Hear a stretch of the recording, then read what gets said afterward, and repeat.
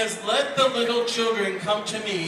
and do not hinder them, for the kingdom of heaven belongs to these." ဒီကလေးတငယ်တွေကိုငါထံသို့လာစေတော့သူတို့မသားစင်းနဲ့သူတို့ဒီကောင်းကင်နိုင်ငံတော့ဒီသက်ဆိုင်သောသူများဖြစ်ကြတယ်ဆိုပြီးယေရှုကပြောထားတယ် 我总跟着你走，